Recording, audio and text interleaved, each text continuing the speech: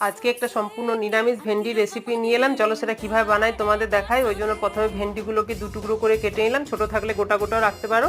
এবার ওপর থেকে নুন, হলুদ আর কিছুটা চালের গুঁড়ো বা কর্নফ্লাওয়ার বা বেসন, যে যার কাছে যেটা হাতের কাছে থাকবে সেটা ওপর থেকে একটু ছড়িয়ে দেবে, দিয়ে ভালো করে কোট করে নেবে। আমি একটু কর্নফ্লাওয়ার দিয়ে ভালো করে কোট করে নিলাম। এবার একটা বাটির মধ্যে কিছুটা সাদা তিল, চিনেবাদাম, একটু সর্ষে আর কয়েকটা শুকনো লঙ্কা দিয়ে একটু জলে ভিজিয়ে রেখে দিলাম। তারপর কড়াইয়ের মধ্যে সাদা তেল দিয়ে ভেন্ডিগুলোকে আমি দুভাগ করে ভেজে তুলে নেবো, কেন কি আমার ভেন্ডির পরিমাণটা বেশি ছিল। এইভাবে সুন্দর করে লাল লাল করে ভেজে তুলে নেবে। এবার যে মশলাটা ভিজিয়ে রেখেছিলাম তার সাথে গোটা একটা টমেটো দিয়ে একটা মিহি পেস্ট তৈরি করে নিতে হবে। এবার যে কড়াই আমি ভেন্ডিটা ভাজলাম সে তেলটা একটু কমিয়ে দিয়ে অল্প পরিমাণ তেল নিয়ে তার মধ্যে গোটা জিরে ফোড়ন দিয়ে মশলাটা আমি দিয়ে দিলাম। মশলাটা ভালো করে কষাতে থাকবো তেল ছাড়া পর্যন্ত। তারপর জল দিয়ে ভেন্ডিটাকে দিয়ে নুন মিষ্টি দিয়ে ভালো করে নাড়াচাড়া করে নামিয়ে নেবো। যদি তোমাদের আমার রান্নাগুলি ভালো লেগে থাকে অবশ্যই আমার সঙ্গে থেকো, আমার চ্যানেলটিকে সাবস্ক্রাইব করে আমার পাশে থেকো আর কমেন্টস করে অবশ্যই জানিও কেমন